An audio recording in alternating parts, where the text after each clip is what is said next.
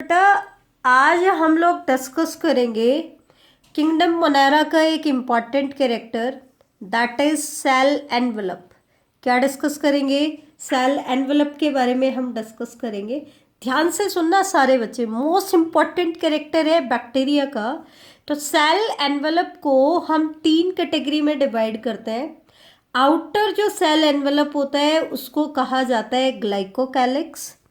Middle cell envelope को हम कहते हैं सेल वॉल, और सबसे इनर जो सेल एनवलप है it is called plasma membrane.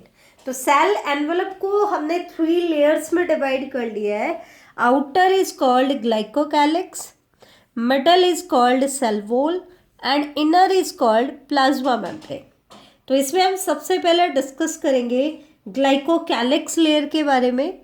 तो ग्लाइकोकैलिक्स जो लेयर है it is also called mucilaginous sheath और सुगर कॉट। इसको हम म्यूसिलेजिनस शीथ और सुगर कॉट भी कहते हैं, ठीक है। इसकी जो केमिकल कंपोजिशन है it vary from bacteria to bacteria. Chemical composition जो होती है डिफरेंट बैक्टीरियाज में अलग अलग होती है। तो that means bacteria to bacteria chemical composition क्या करेगी, डिफर करेगी। लेकिन फिर भी अगर हम बात करें इसके बेसिक कंपोनेंट्स के बारे में, तो ग्लाइकोकैलिक्स जो होती है it is non cellulosic polysaccharide. That means cellulose तो नहीं होता है, लेकिन सेल्यूलोज को छोड़कर कोई और पॉलीसेकेराइड होता है। पॉलीसेकेराइड क्या है बेटा? कार्बोहाइड्रेट में 3 कैटेगरी आती है, monosaccharide, oligosaccharide and polysaccharide. Monosaccharide मतलब single sugar unit, single saccharide unit, जिनको हम कॉमनली शुगर कहते हैं। ओलिगोसेकेराइड का मतलब होता है 2 to 10 तक सेकेराइड यूनिट होती हैं, और इससे ज़्यादा हो तो उनको हम बोलते हैं पॉलीसेकेराइड। तो सेल्यूलोज जो होता है वो भी एक पॉलीसेकेराइड है, लेकिन ये सेल्यूलोज की नहीं बनी हुई होती है, नॉन सेल्यूलोजिक नेचर होता है। साथ में प्रोटीन हो भी सकता है और नहीं भी, दैट मीन्स विद और without protein, with and without protein. अब जो ग्लाइकोकैलिक्स होती है इसको हम 2 लेयर्स में डिवाइड करते हैं। 2 टाइप की होती है ग्लाइकोकैलिक्स, या तो हम इसको बोलते हैं स्लाइम लेयर या हम बोलेंगे बेटा कैप्सूल, ठीक है। स्लाइम लेयर हम इसको कब बोलते हैं? जब ग्लाइकोकैलिक्स जो होती है वो लूज शीट की फॉर्म में प्रेजेंट हो। If glycocalyx is present in the form of loose sheet, तो उस केस में इसको हम क्या बोलेंगे? स्लाइम लेयर बोलेंगे। और अगर ये लूज शीट की बजाय कॉम्पैक्ट शीट की फॉर्म में होती है then it is called capsule. अगर ये कॉम्पैक्ट शीट की फॉर्म में हो तब हम इसको क्या बोलेंगे? कैप्सूल बोलेंगे। अब हम आते हैं फंक्शन के बारे में। तो पहले कैप्सूल के बारे में और भी बहुत सारी डिटेल है, पहले स्लाइम लेयर का फंक्शन ले लेते हैं। तो स्लाइम लेयर बैक्टीरिया में क्यों होती है, इसका क्या रोल होता है? तो slime layer protect the bacteria, from loss of water and nutrients, loss of water and nutrients. भी बैक्टीरिया की सेल से वाटर और न्यूट्रिएंट्स का लॉस ना हो, इससे उनको कौन बचाता है? स्लाइम लेयर बचाती है। क्यों? क्योंकि बेटा एक्चुअल में ग्लाइकोकैलिक्स जो होती है ना ये स्टिकी नेचर की होती है, तो इनको क्या करेगी? रिपेल करेगी, तो इनका लॉस क्या कर देगी? कम कर देगी। तो क्योंकि इसका स्टिकी नेचर होता है, मे बी ये स्लाइम लेयर की फॉर्म में हो, तो मेनली इसका फंक्शन हो जाता है वाटर लॉस से और न्यूट्रिएंट लॉस से बैक्टीरिया को प्रोटेक्ट करेगी। लेकिन अगर ये कॉम्पैक्ट शीट की फॉर्म में हो जाती है तब हम इसको क्या कह रहे हैं? कैप्सूल कह रहे हैं, ठीक है। एक्चुअल में क्या होता है, ये कॉम्पैक्टनेस जो इसके अंदर आती है ना, थिक एंड टफ नेचर जो इसका आता है, it is thick and tough. ये किस वजह से हो जाती है thick and tough? Due to deposition of amino acids, due to deposition of amino acids.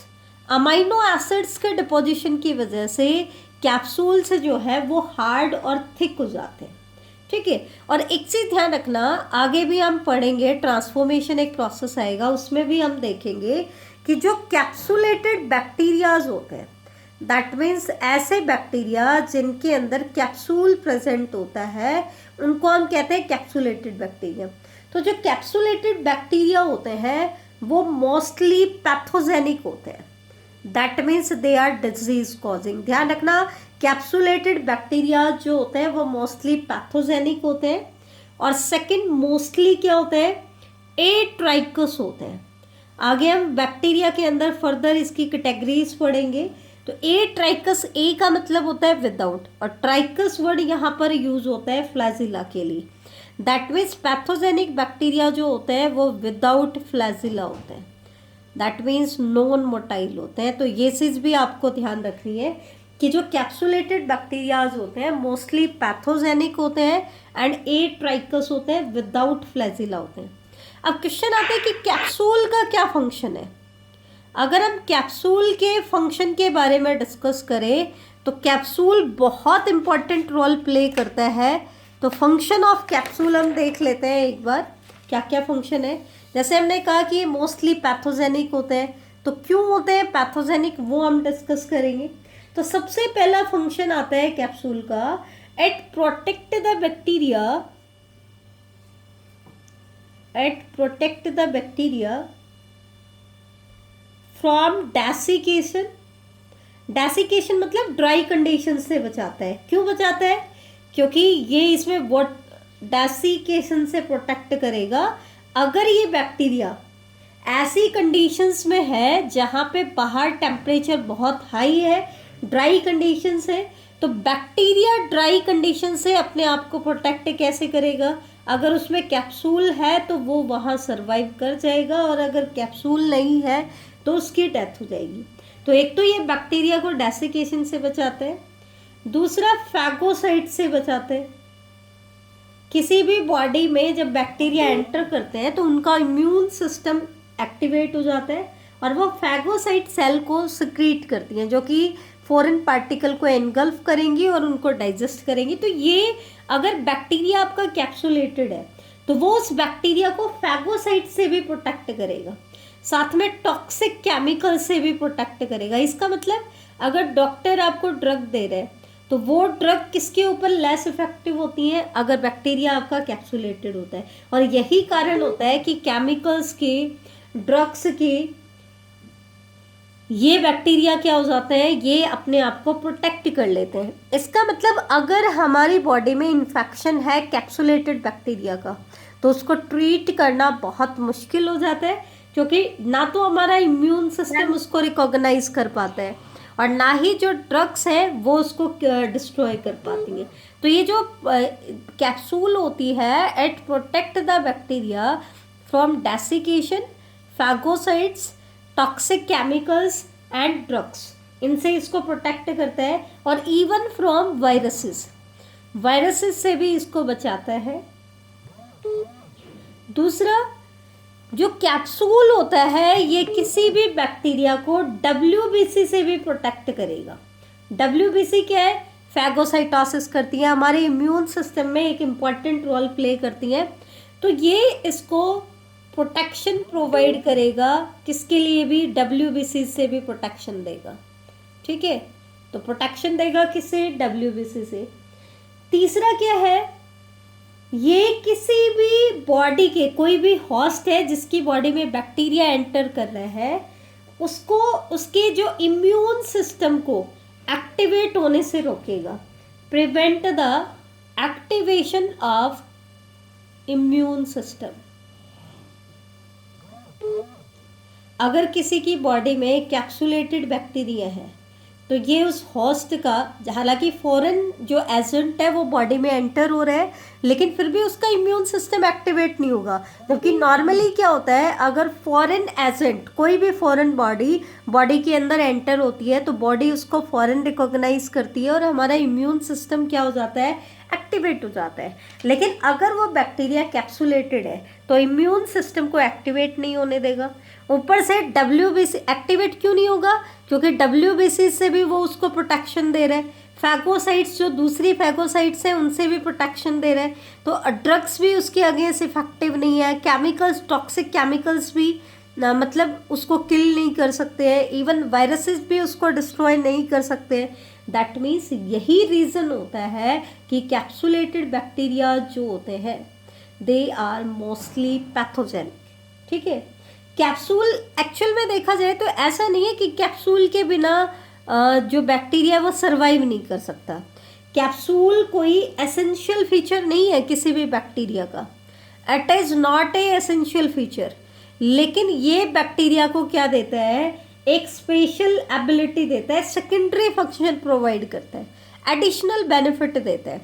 That means ये इसका वाइटल फंक्शन के लिए कॉर्ड नहीं करता है, कैप्सूल उसका वाइटल फंक्शंस के लिए कॉर्ड नहीं करता है, सर्वाइवल के लिए ज़रूरी नहीं है, लेकिन अगर कैप्सूल प्रेजेंट हो बैक्टीरिया में तो वो उसको कुछ एडिशनल बेनिफिट देता है, तो सेकेंडरी फंक्शंस उसको सेकेंडरी फंक्शंस में उसकी हेल्प करता है।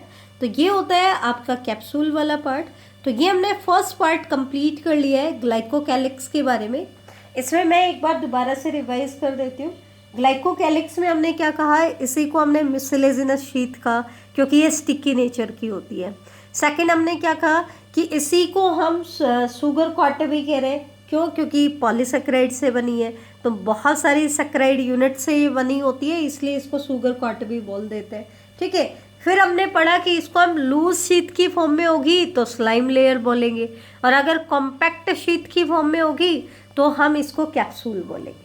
ठीक है, तो ये इसके इंपॉर्टेंट थे, ध्यान रखना। कैप्सुलेटेड बैक्टीरिया जो होते हैं वो मोस्टली पैथोजेनिक होते हैं, क्योंकि कैप्सूल जो है वो इम्यून सिस्टम को एक्टिवेट नहीं होने देता, बैक्टीरिया को कुछ एडिशनल सेकेंडरी फंक्शन प्रोवाइड करता है जो नॉर्मली बैक्टीरिया में प्रेजेंट नहीं होते हैं। लेकिन इसका मतलब ये नहीं है कि अगर बैक्टीरिया में कैप्सूल नहीं होता है तो वो सर्वाइव ही नहीं कर सकता, ये वाइटल फंक्शन के लिए कॉर्ड नहीं करता है। वाइटल फंक्शन मतलब अगर बैक्टीरिया में कैप्सूल ना हो तो उसकी डेथ हो जाए, ऐसा नहीं है। ठीक है, तो नॉन कैप्सुलेटेड बैक्टीरिया भी नेचर में एग्जिस्ट करते हैं, इसका मतलब कैप्सूल वाइटल फंक्शन के लिए कॉर्ड नहीं करता है। तो ये तो था हमारा आउटर एनवेलप जिसको हमने कहा ग्लाइकोकैलिक्स। अब हम बात करेंगे सबसे इनर वाले एनवेलप पे, प्लाज्मा मेम्ब्रेन। सेल वॉल क्योंकि इंपॉर्टेंट टॉपिक है वो हम सेपरेटली स्टडी करेंगे। तो प्लाज्मा मेम्ब्रेन को ही प्लाज्मा लेमा या सेल मेम्ब्रेन भी कहा जाता है। ठीक है, जो यूकैरियोटिक मेम्ब्रेन्स हैं, यूकैरियोटिक प्लाज्मा मेम्ब्रेन की अगर हम बात करें तो उनके केस में तो प्लाज्मा मेम्ब्रेन किसकी बनी होती है, फॉस्फोलिपिड बाइलेयर की बनी होती है। फॉस्फोलिपिड की बाइलेयर होती है, 2 लेयर्स होती हैं जिनके बीच बीच में आपके प्रोटीन्स एम्बेडेड होते हैं। फॉस्फोलिपिड का बाइलेयर मॉडल आपने पढ़ा होगा। जबकि बैक्टीरिया की जो प्लाज्मा मेम्ब्रेन होती है ये कई जगह पे यूकैरियोटिक प्लाज्मा मेम्ब्रेन से डिफर करती है। दैट मीन्स प्रोकैरियोटिक जो प्लाज्मा मेम्ब्रेन है it is quite different from, आपका किसकी मेम्ब्रेन से डिफर करती है बेटा, ये यूकैरियोटिक मेम्ब्रेन से डिफर करती है। कैसे डिफर करती है वो हम देख रहे हैं, अभी ध्यान से देखना। क्योंकि यूकैरियोटिक प्लाज्मा मेम्ब्रेन तो फॉस्फोलिपिड की बाइलेयर से बनी है, जबकि प्रोकैरियोट की प्लाज्मा मेम्ब्रेन में सिंगल लेयर होती है। कैसी लेयर होती है, सिंगल लेयर लिपिड की, जबकि यहाँ पे बाई लेयर है, और साथ में जो लिपिड्स होते हैं यहाँ पे वो स्ट्रेट चेन लिपिड्स होते हैं।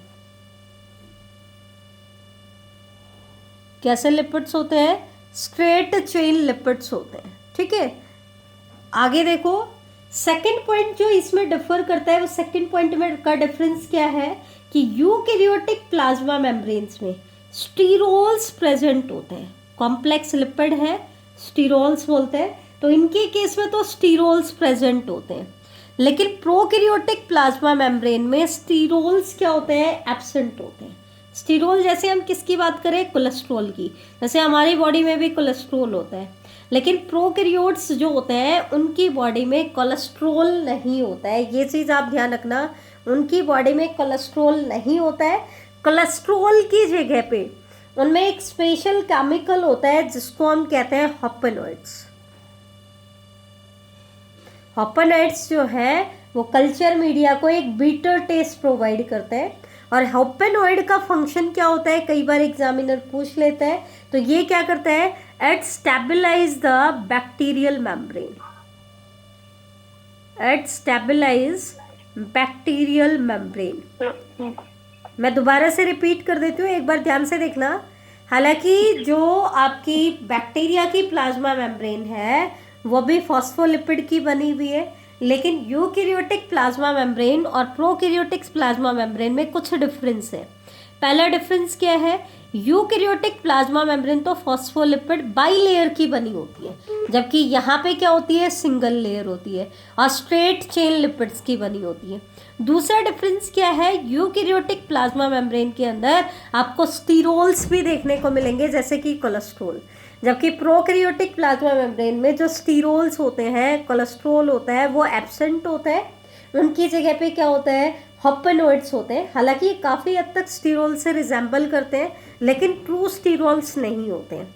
हाइपेनॉइड्स का फंक्शन क्या होता है, they stabilize bacterial membrane, bacterial membrane को स्टेबलाइज करते हैं। अब हम बात करते हैं function of the plasma membrane, कि प्लाज्मा मेम्ब्रेन का फंक्शन क्या है।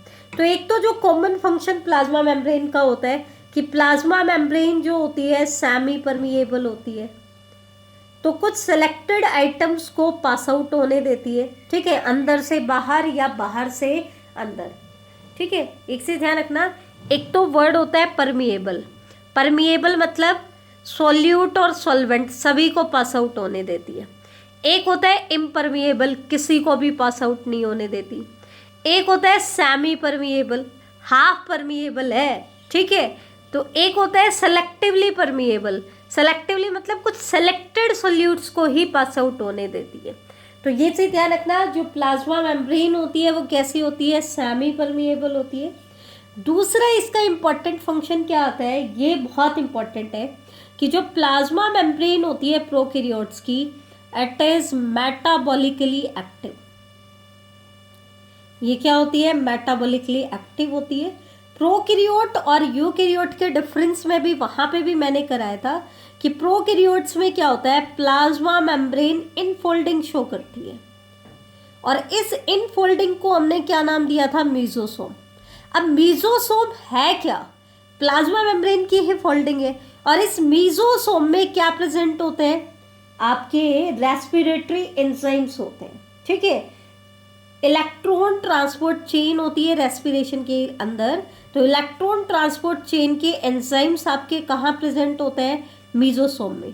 और मीजोसोम क्या है, प्लाज्मा मेम्ब्रेन की ही मॉडिफिकेशन है।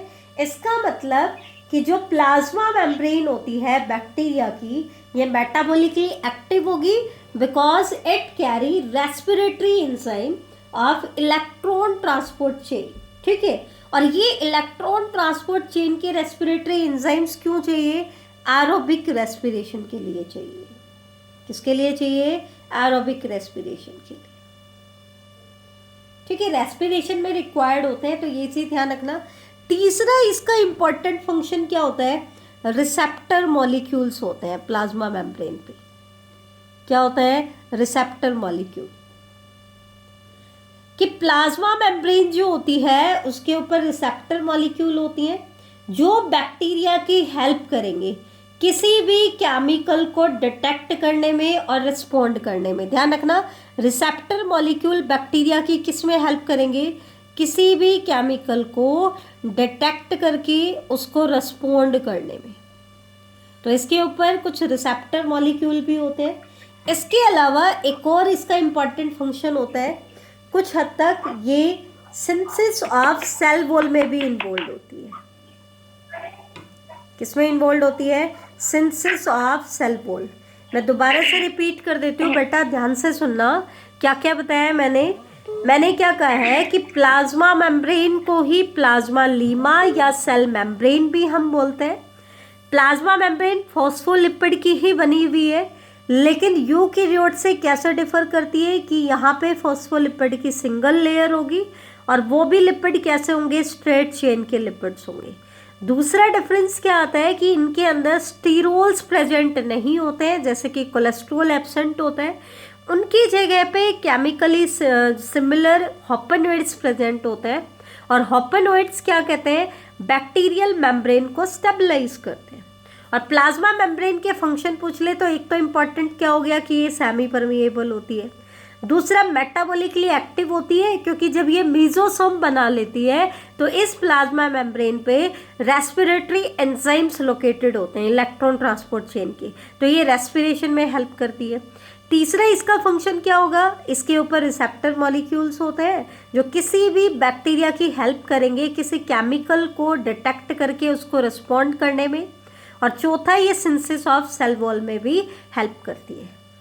ठीक है, तो ये था हमारा आज का टॉपिक।